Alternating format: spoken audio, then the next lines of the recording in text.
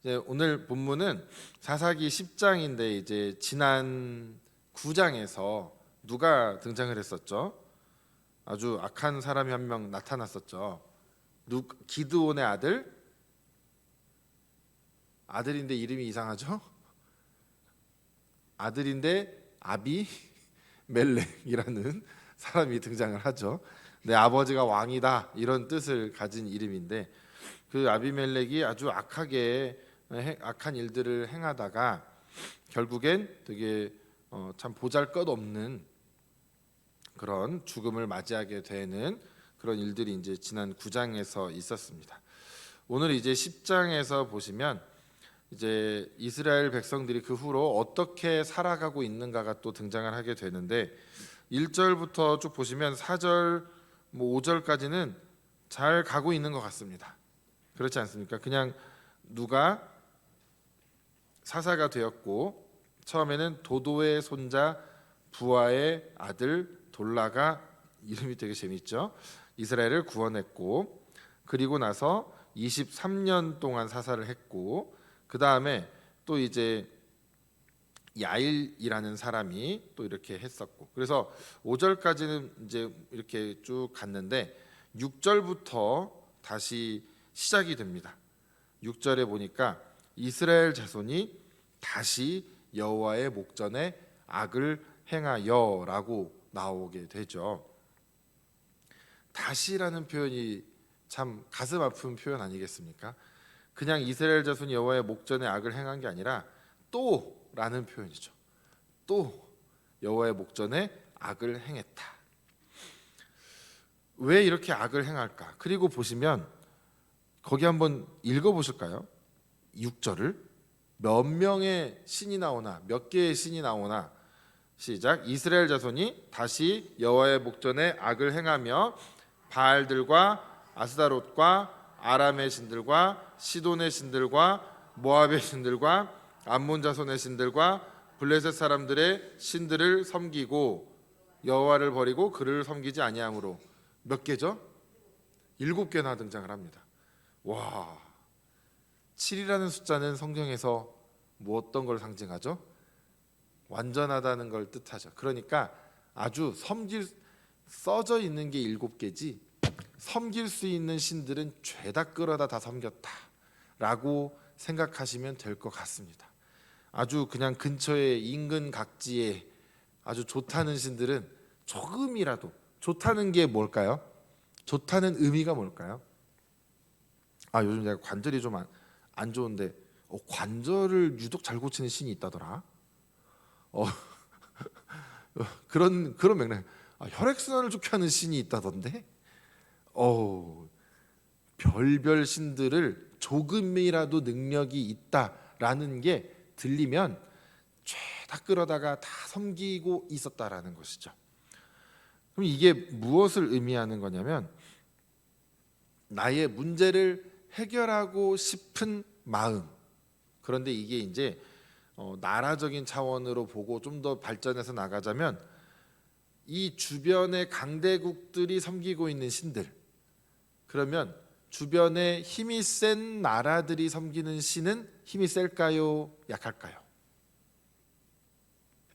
힘이 세다고 생각이 되어지겠죠? 이스라엘 백성들 입장에서 그러니까 저들이 부강한 이유는 신 때문이다라고 생각을 하는 거죠. 저들의 신이 그렇게 해줬다라고 생각을 합니다. 그러니까 그럼 우리도 그 신을 섬겨볼까? 그러다 보니까 바알, 아스다롯, 아람, 시돈, 모압, 암몬, 블레셋 주변의 자신들과 한 번이라도 전쟁을 했던 나라들, 반대로 말하면 자신들을 힘들게 했던 나라들의 신은 지금 다 섬기고 있는 상황입니다. 자존심도 없죠. 자존심도 없습니다. 어찌 이럴 수 있을까? 그런데 우리나라를 보면 어떻습니까? 우리나라가 제일 많이 따라하는 나라가 어딜까요? 문화적인 거며 정치적인 거며 제도적인 거며 행정적인 거며 가장 많이 우리가 배우는 나라가 어디죠? 미국이죠. 우리 자존심도 없나요? 일본 거는 우리가 안 배울까요? 일본도 잘하는 거 갖다 배우죠. 와, 그 나라 것만은 쓰지 않아야 되는 거 아닙니까? 그런데 아니죠. 좋은 건 받아들이죠. 이게 사람의 심리입니다. 예전에 과거에 뭐 어떤 일이 있었든 현재 그 나라가 잘하고 있는 거는 얼마든지 가져다가 우리가 배울 수 있는 거 아니겠습니까? 이거야 이제 뭐 신을 섬기는 것과는 좀 다른 맥락이긴 하지만 당시에 신을 섬기는 것마저도 이들은 그렇게 했다라는 것이죠. 그러니까 더 잘 살고 싶어서, 더 강해지고 싶어서 자꾸 여러 신들을 찾아다니는 겁니다. 이것을 이렇게 표현할 수 있습니다. 단순히 하나님을 버리는 것이 아니라, 그러니까 우상 숭배라는 것은 단순히 하나님을 버리는 것이 아니라 하나님 외에 나를 구원할 수 있는 대체 수단을 찾아 나서는 것이다 라고 팀 켈러 목사님께서 말씀을 하셨다고 합니다. 그러니까 이게 우리가 하나님, 눈에 보이지 않는 하나님보다 눈에 보이는 신, 우리에게 목마름을 해결해 주는 생수의 신, 여기도 여러분 보십시오. 여기 눈에 보입니다. 생수의 신.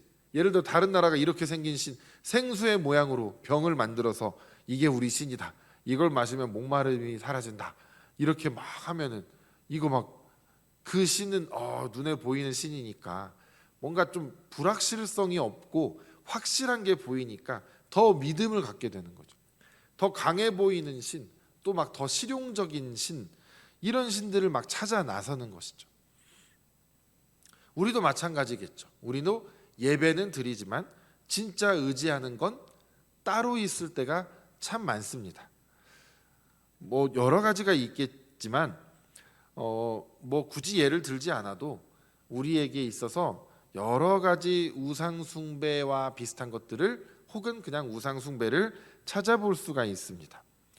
생각보다 우리에게 가까운 곳에 있습니다. 생각보다 그런데 또 깨닫지 못하는 곳에 있습니다.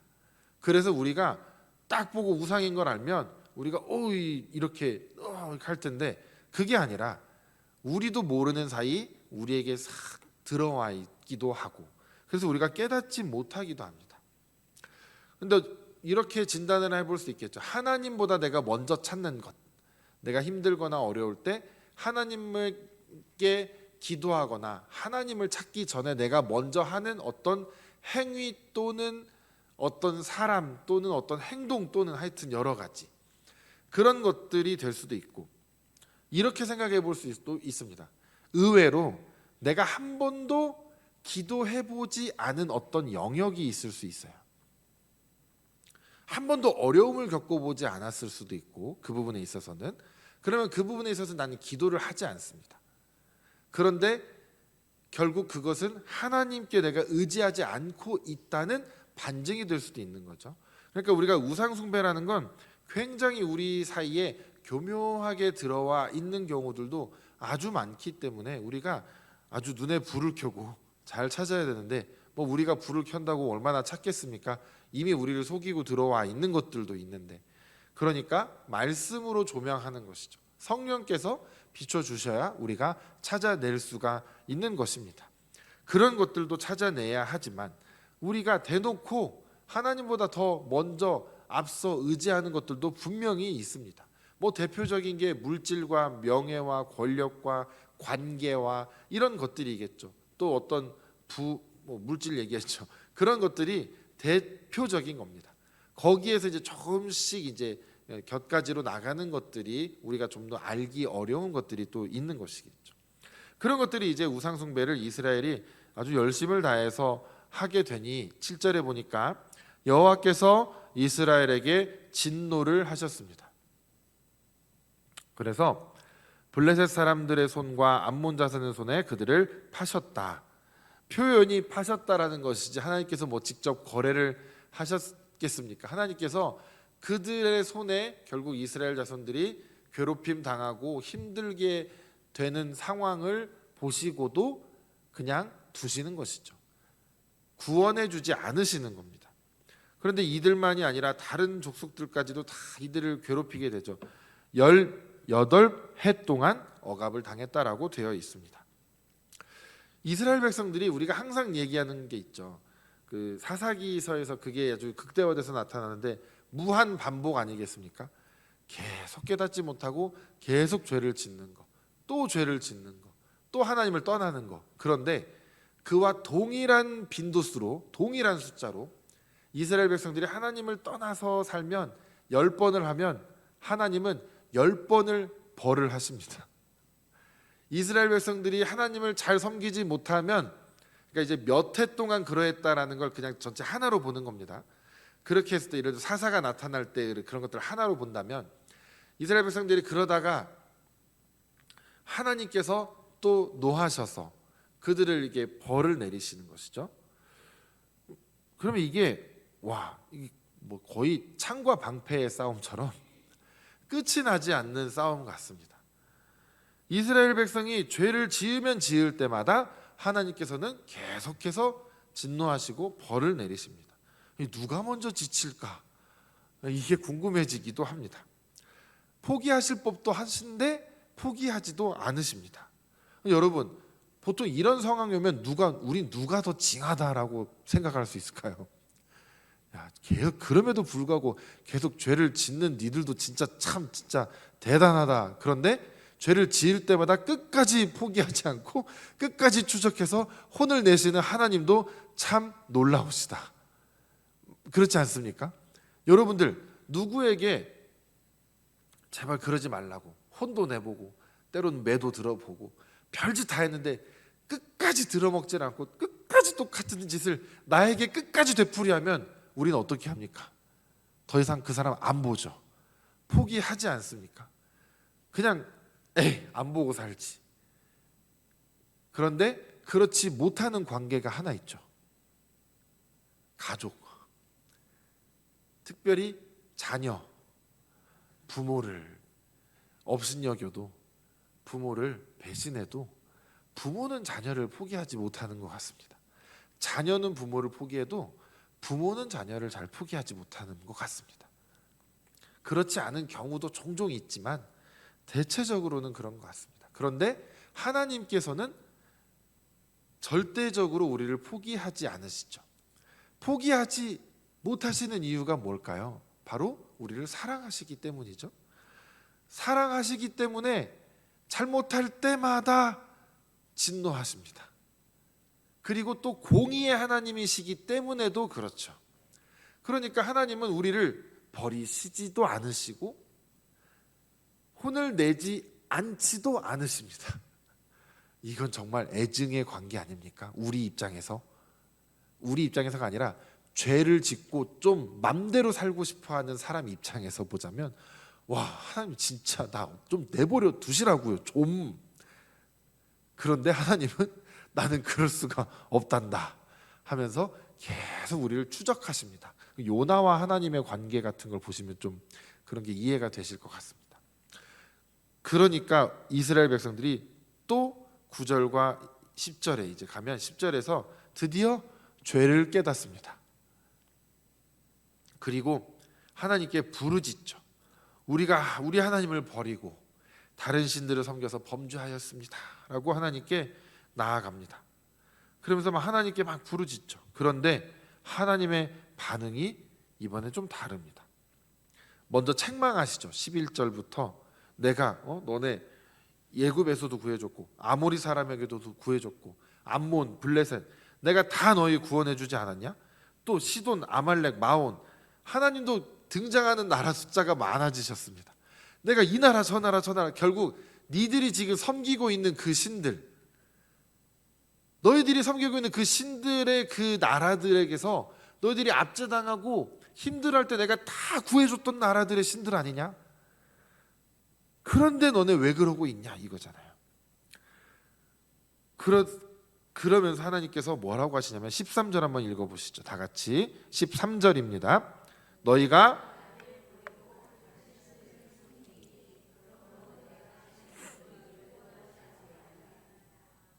큰일 났습니다. 드디어 하나님께서 진짜 버리시는 때가 오신 거죠. 소용없어. 너무 늦었어. 이제 넌 이제 끝이야. 난 너 이제 안 볼 거야. 네가 그렇게 좋아하는 뭐 그거 가지고 그 구원을 받든 알아서 해. 이제 이렇게 된 거겠죠. 이게 이제 사사기가 반복되는 과정에서 좀 등장하는 특징적인 좀 부분인 것 같습니다. 이 부분이 조금 우상 숭배를 거듭하는 이 사사기의 모습이 조금 클라이막스를 향해서 가고 있구나라는 것을 깨달을 수가 있습니다. 아까 6절에서 7개의 그 신들을 우리가 섬긴다고 그렇게 나왔는데, 이 사사기 전체를 봐도 이렇게 다양한 이방 신들이 쫙 나열되는 곳은 굉장히 드뭅니다. 조명이 계속 꺼졌다 켜졌다 하고 있는 게 맞나요? 네, 그렇죠. 제가 이상한가 하면 그냥 조명을 아예 좀 많이 죽여주시거나 꺼주셔 버리시면 좋을 것 같습니다. 네, 감사합니다. 조명을 봤더니 여기가 보이지가 않네요. 눈에 이 해를 보면 생기는 현상 아시죠? 네, 6절에서 많은 그 우상을 섬기는 신들이 쫙 나열되는 게 사사기 전체에서도 이런 장면이 굉장히 드물다라는 겁니다. 그러니까 그만큼 이제 영적 타락이 점점 극에 달하고 있다라는 걸 보여주는 건데, 하나님의 반응도 달라진 모습이 등장을 하는 거죠. 하나님께서도 거절하십니다. 얼마나 무섭습니까? 여러분들이 기도를 하는데 하나님께서 응답을 드디어 딱, 누구야, 아무개야, 드디어 하나님이 내 기도를 들어준다. 나는 네 기도를 들어줄 생각이 없다. 네가 그렇게 그동안 의지하는 것 계속 의지하고나 살아라. 네가 깨닫지 못한 거 아니냐. 이렇게 응답이 왔다고 생각해 보세요. 여러분 그러면 어떻게 하시겠습니까? 그 상황이 되면 난 이제 끝났구나 일까요? 아니면 뭐 다른 뭔가를 해보시겠습니까? 이스라엘 백성들이 한 행동은 뭐냐면, 그 말씀을 듣고 또 잘하는 것도 있긴 있어요. 뭐냐면 계속 포기하지 않고 하나님의 도움을 구합니다.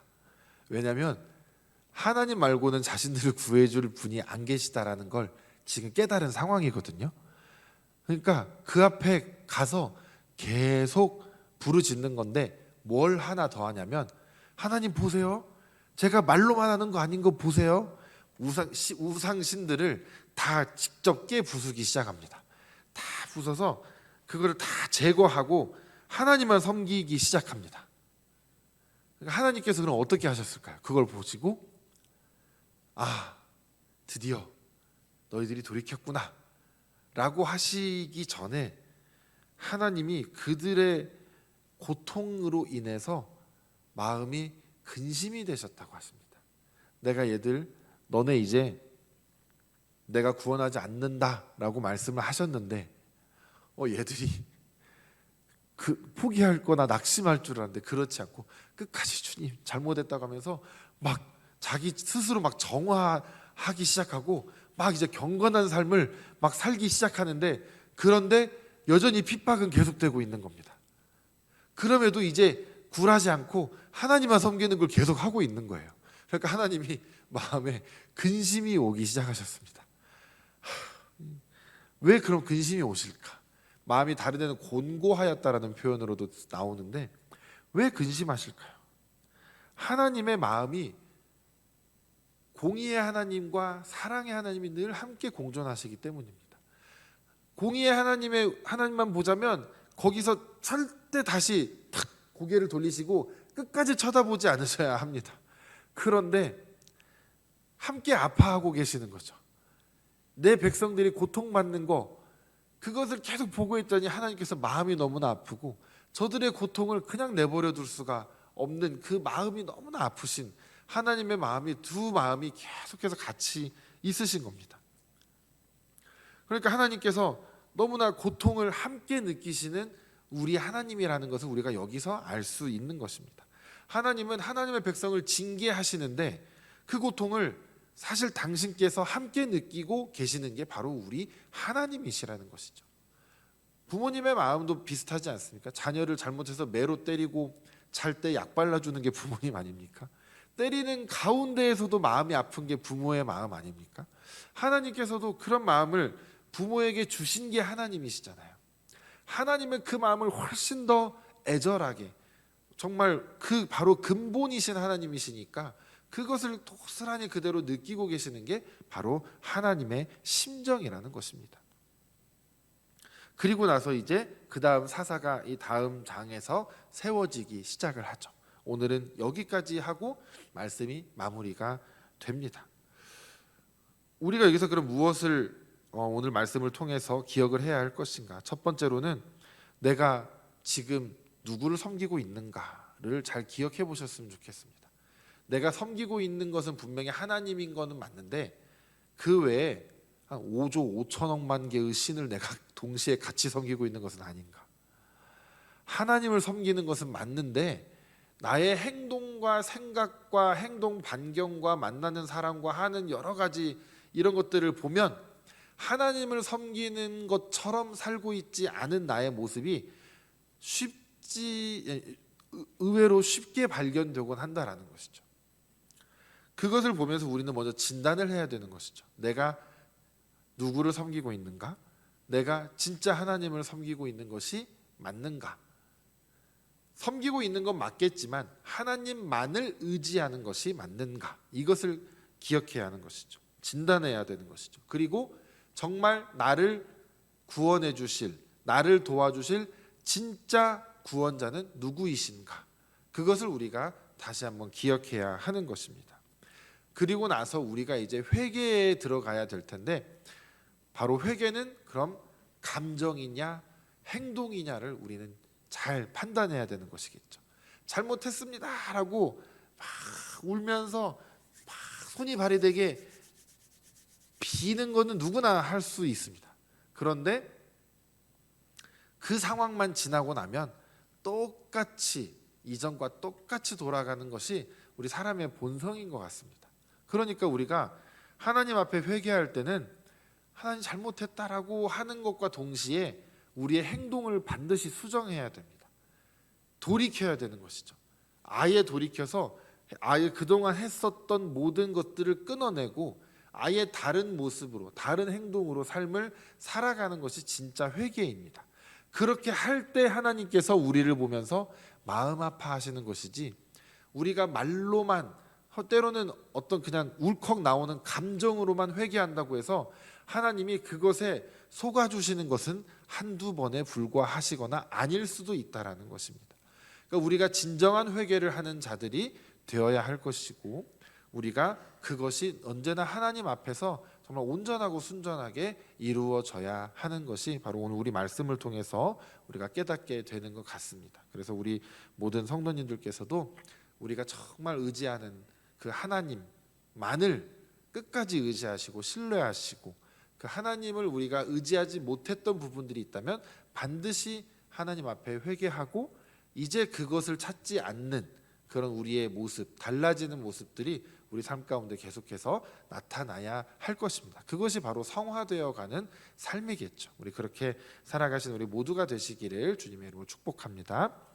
주님 감사합니다. 오늘 말씀을 통하여서 우리에게 또한 여러 가지 가르쳐 주시는 그 은혜가 우리 삶 가운데 계속해서 이어져 갈 수 있도록 주여 인도하여 주시옵소서. 이 사사기서를 통하여서 우리가 계속해서 안타까운 모습들을 많이 봅니다. 하지만 이것이 우리의 모습과 참으로 닮아 있는 것을 우리가 기억하게 하시고 우리를 돌아보게 하는 시간들이 되게 하여 주시옵소서. 감사드리오며 거룩하신 예수님의 이름으로 기도드렸습니다. 아멘.